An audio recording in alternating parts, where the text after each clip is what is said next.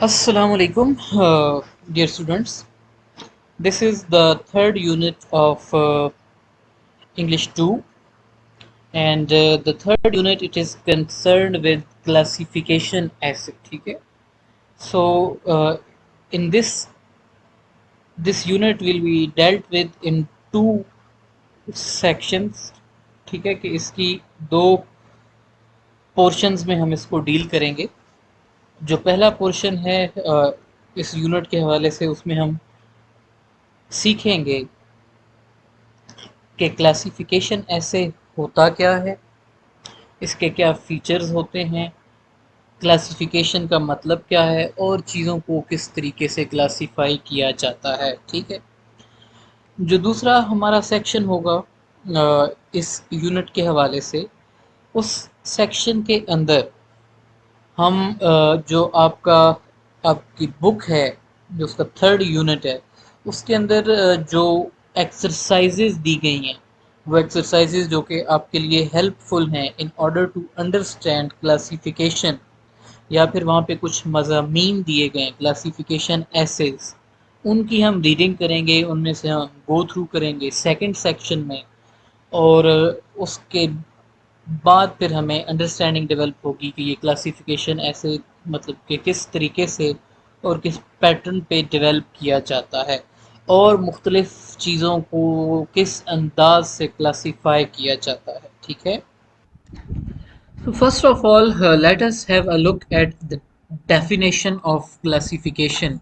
कि classification होती क्या है?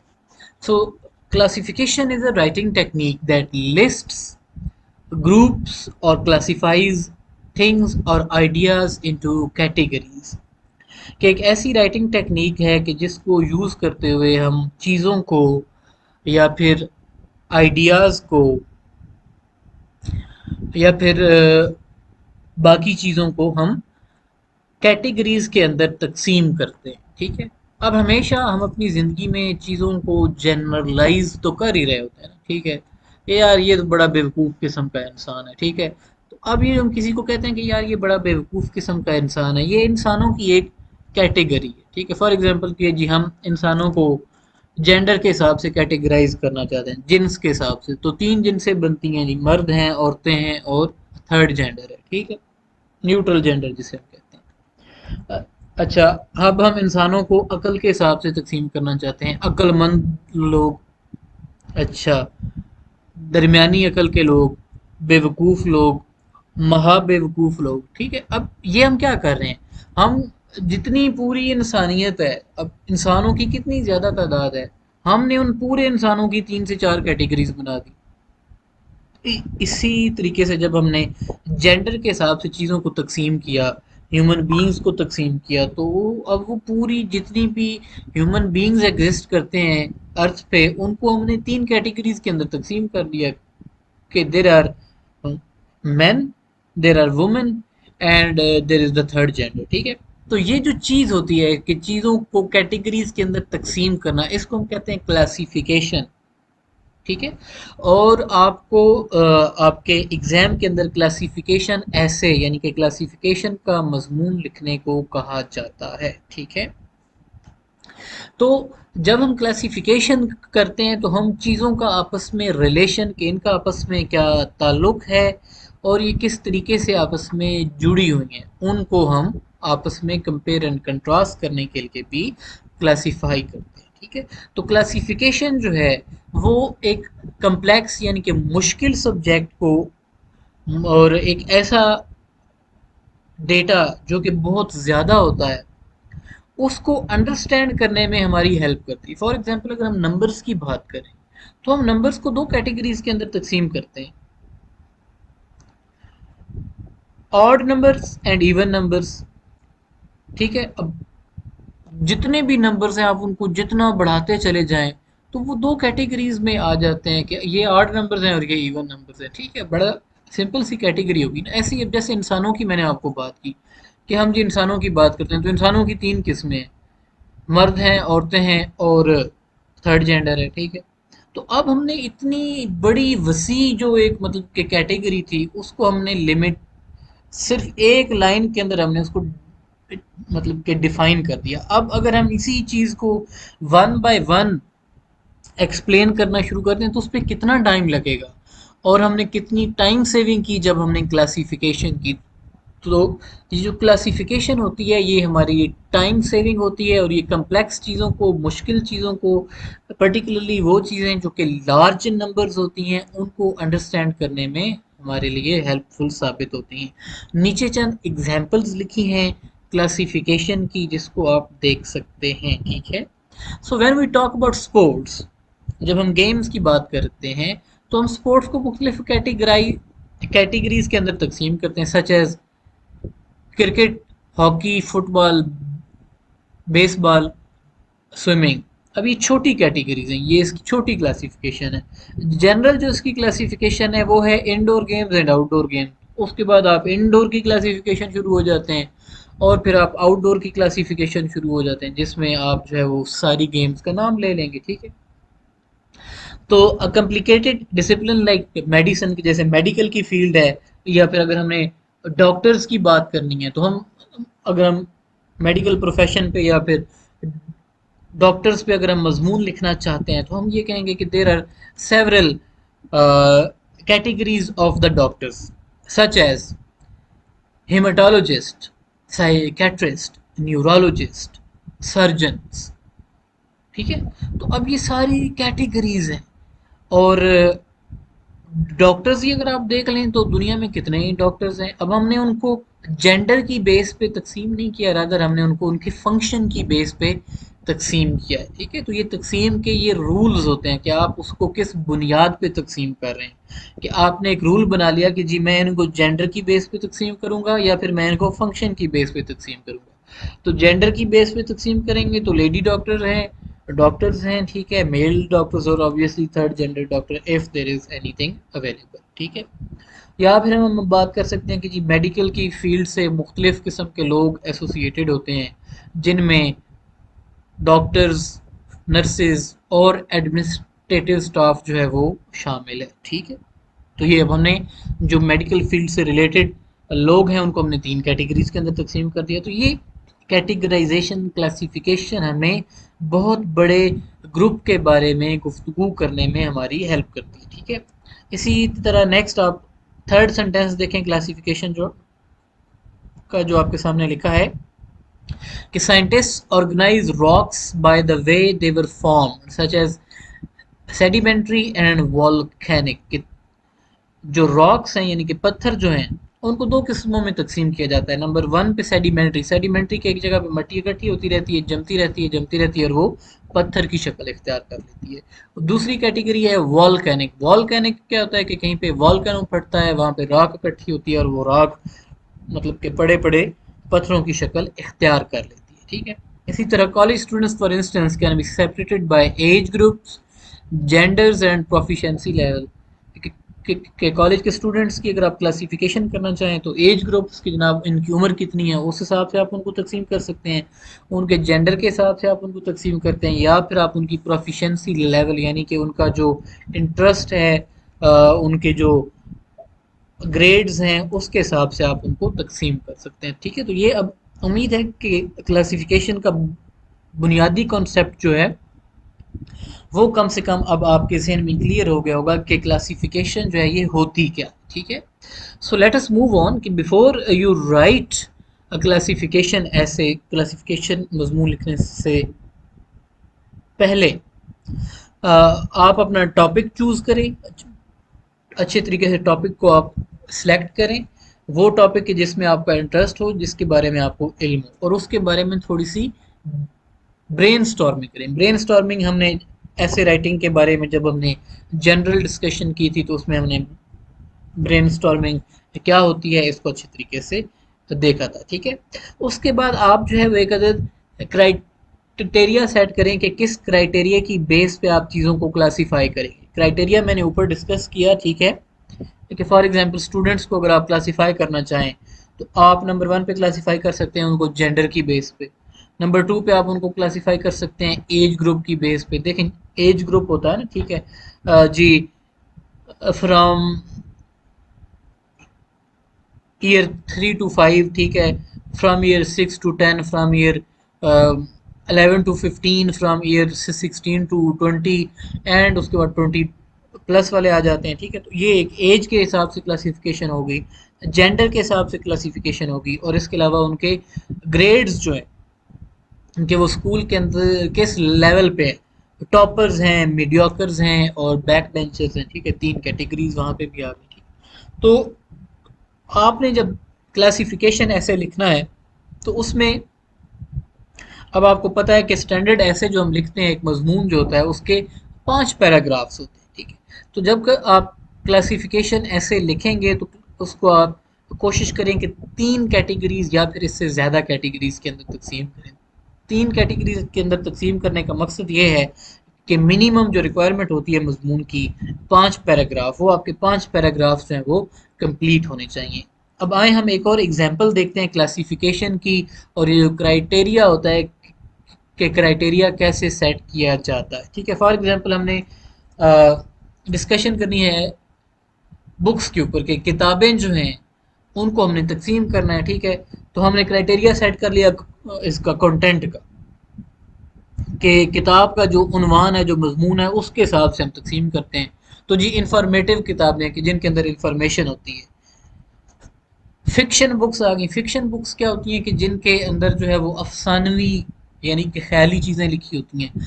रेफरेंसेस रेफरेंस बुक्स आ जाती हैं। रेफरेंस बुक्स का मतलब होता है कि डिक्शनरी टाइप चीज़ें, कि जिसमें जब आपको कोई ख़ास इंफॉर्मेशन चाहिए होती है तो आप उस किताब को खोल कर वो इंफॉर्मेशन आपको वहाँ से मिल जाती है, ठीक है। अगर हम ऑडियंस के हिसाब से किताबों को तकसीम करें तो ऑडियंस जो है चिल्ड्रन बुक्स आ जाती हैं, टीन एजर्स की बुक्स आ जाती हैं और एडल्ट्स की बुक्स आ जाती हैं। ज़रा जिस किताब के अंदर बच्चे को दिलचस्पी होगी उस किताब के अंदर एक टीन एजर को या फिर एक एडल्ट को दिलचस्पी नहीं होगी। इसी तरह एक ऐसा सब्जेक्ट कि जिसके अंदर टीन एजर को दिलचस्पी होगी उसमें एडल्ट्स को दिलचस्पी नहीं होगी, ठीक है। अगर हम फंक्शन की बेस पे कि भाई किताबों का मकसद क्या होता है, उनका फंक्शन क्या है, वो हमारी ज़िंदगी में क्या फंक्शन परफॉर्म करती हैं, अगर हम उस हिसाब से क्लासिफिकेशन किताबों की करें तो उसमें नंबर 1 पे प्लेयर आ जाता है कि आप अपनी खुशी के लिए, हैप्पीनेस के लिए किताबें पढ़ते हैं। नंबर 2 पे इंफॉर्मेशन है कि आप किसी चीज़ के बारे में, किसी सब्जेक्ट के बारे में इंफॉर्मेशन हासिल करना चाहते हैं तो उस वजह से आप जो है पढ़ रहे हैं। या फिर टू एजुकेट कि आप इल्म हासिल करना चाहते हैं और आपकी कोर्स की किताबें, ठीक है। अब ये हमने एक जनरल डिस्कशन कर ली कि क्लासिफिकेशन क्या होती है और क्लासिफिकेशन का क्राइटेरिया किस तरीके से सेट किया जाता है। 2 चीज़ें अब तक हमें वाजे हो चुकी हैं। नंबर 1 हमें पता चल गया क्लासिफिकेशन क्या है। नंबर 2 पे कि हमें क्लासिफिकेशन करने के लिए क्राइटेरिया जो है या उसके जो रूल्स हैं उनको हमने किस तरीके से सेट करना है, ठीक है। ओके जी। अब जाहिर है स्ट्रक्चर जो है ऐसे राइटिंग का, उसका आपको पता है कि 3 सेक्शंस होते हैं किसी भी मजमून के, चाहे कैटेगरी जो भी हो। सबसे पहला सेक्शन होता है इंट्रोडक्शन, ठीक है। तो इंट्रोडक्शन जो है या फिर इंट्रोडक्टरी पैराग्राफ, सबसे पहला पैराग्राफ होता है। उसमें जिस ग्रुप को आप डिस्क्राइब करने जा रहे हैं उसको आप अच्छे तरीके से डिस्क्रिप्शन दें उसकी। जिस ग्रुप को सॉरी क्लासीफाई करने जा रहे हैं उसकी आप जो है वो पहले डिस्क्रिप्शन दें, उसके बारे में बताएं। किसी भी टॉपिक पे आपको क्लासिफिकेशन के लिए मजमून लिखने को कहा जा सकता है। फॉर एग्जांपल अनोइंग पीपल, के वो लोग कि जिन पे हमें गुस्सा आता है, ठीक है। सम आर्टिस्ट जो हैं या म्यूजिशियंस जो हैं उनकी कौन कौन सी टाइप्स हैं। तो आपका जो भी ग्रुप है उसको आप अच्छी तरीके से पहले आइडेंटिफाई करें और उसका तारुफ कराएं, उसको आप डिस्क्राइब करें कि जो ग्रुप जिसको आप क्लासीफाई करने जा रहे हैं वो ग्रुप है क्या, ठीक है। सो और अगर आपका वो ग्रुप जिसको आप डिस्क्राइब करने जा रहे हैं, कुछ उसके स्पेसिफिक फीचर्स हैं, कुछ उसके स्पेसिफिक करेक्टरिस्टिक्स हैं जो कि उसको, उस ग्रुप को दूसरे ग्रुप से डिफरेंशिएट करते हैं, उसको अलग जो है वो शो करते हैं। तो वो फीचर जो हैं उनको आप लिखें, ठीक है। और इससे ये होगा कि जो आपके रीडर्स हैं उनके लिए आपकी जो कैटेगरीज हैं वो ज़्यादा रिकग्नाइजेबल हो जाएंगी, वो उनके लिए समझना उसको आसान हो जाएगा, ठीक है।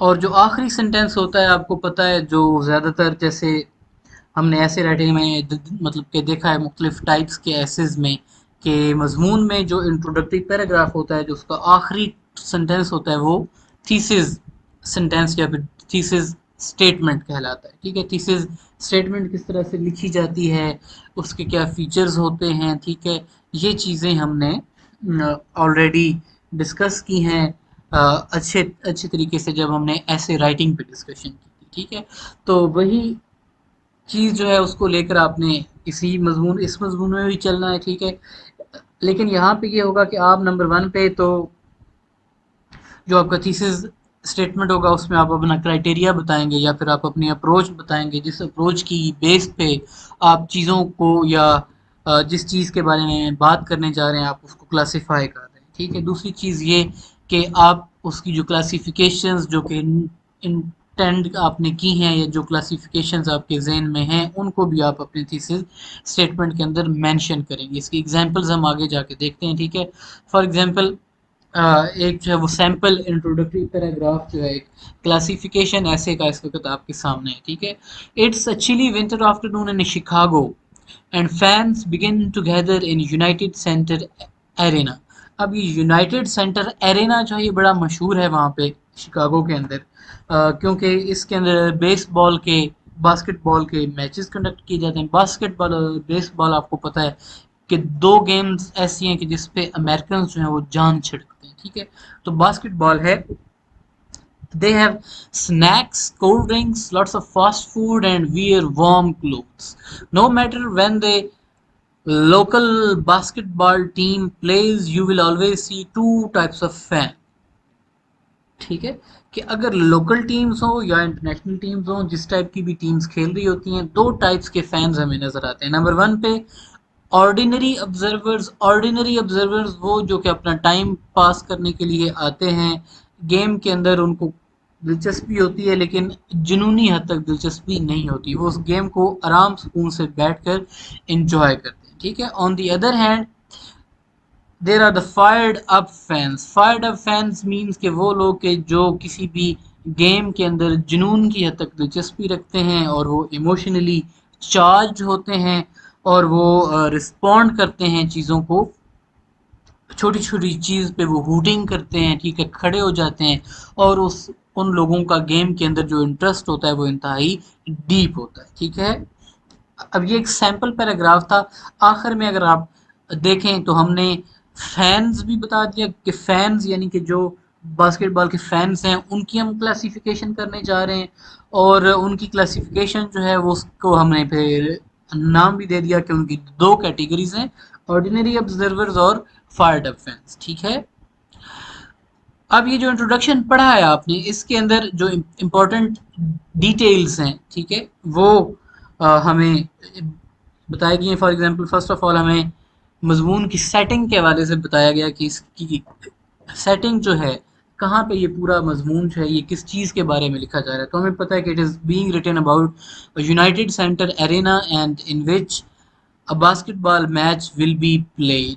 ठीक है, और उसको फैंस या फिर मुख्तलिफ लोग जो है वो उसको अटेंड करेंगे। ठीक है, अब मज़ीद डिटेल्स भी हमें पता चलती हैं कि जो वेदर है वो भी कोल्ड है और फैंस जो हैं वो बड़ी तादाद में मैच को मतलब के देखने के लिए आते हैं। ठीक है, तो इसके अंदर फैन की टाइप्स जो हैं कि जो बास्केटबॉल देखने वाले या बास्केटबॉल के शौकीन जो लोग हैं उनकी कौन सी कैटेगरीज हैं उनको डिस्क्राइब किया जाएगा। ठीक है, तो थीसिस स्टेटमेंट जो है दोबारा हम एक इसका रिकैप कर लें कि थीसिस स्टेटमेंट होती क्या है। ठीक है, थीसिस स्टेटमेंट के अंदर आपने अपना टॉपिक बताना है।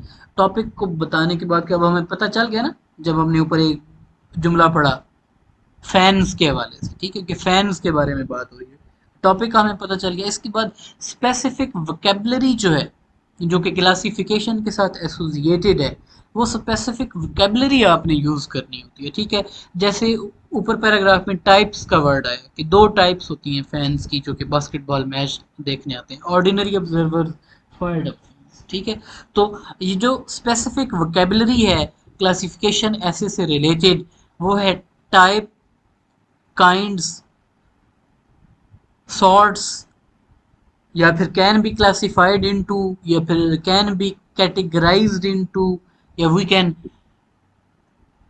Group the fans into, we can divide the fan into. ठीक है, अब ये वो सारे टेक्निकल वर्ड्स हैं जो कि इस टाइप के ऐसे के साथ एसोसिएटेड हैं और इसको हम यहाँ पे यूज़ करते हैं। उसके बाद आप अपना उनको क्राइटेरिया भी बता दें कि आप किस बेस पे आ, इनको तकसीम करने जा रहे हैं, ठीक है। अब वो ज़ाहिर है हमें आ, उसको जो हमने पढ़ी थीसिस स्टेटमेंट उसको पढ़कर हमें पता चल गया कि जनाब जो इमोशनल रिस्पॉन्स है फैंस का टुवर्ड गेम उसकी बेस पे उसको वो कैटेगराइज करने जा रहे हैं। अब वो उनको एज ग्रुप के हिसाब से भी कैटेगराइज कर सकता था। अच्छा, और वो जो दो आपकी कैटेगरीज हैं उनको भी आपने मेंशन करना है, ठीक है। तो जो आइडियल थीसिस स्टेटमेंट है उसमें आपने टॉपिक भी मेंशन करना है, और जो जो कैटेगरीज जिनके ऊपर आपने एक या दो या तीन जितने भी पैराग्राफ बनाने हैं उनको कैटेगरीज को भी आप मेंशन करेंगे, ठीक है। मजीद चंद हम एग्जांपल्स देखते हैं थीसिस स्टेटमेंट्स की, ठीक है। We can classify books as children teenagers and adults books in terms of audience. अब वी कैन क्लासिफाई का वर्ड आ गया यहाँ पे, टेक्निकल वर्ड जो है उसकी प्रैक्टिस हम कर रहे हैं। Children teenagers and adult books are the types of books according to the audience, ठीक है। टाइप्स का वर्ड आ गया। Books can be categorised as children teenagers adults books according to the audience, categorise का वर्ड आ गया। We can group books as children teenagers adults and books according to the audience, ठीक है। तो अभी तीन चार वर्ड्स जो हैं उनको सेंटेंस के अंदर यूज करके आपको मैंने बता दिया कि ये जो टेक्निकल वोकेबलरी है इसको यूज करना ज़रूरी होता है।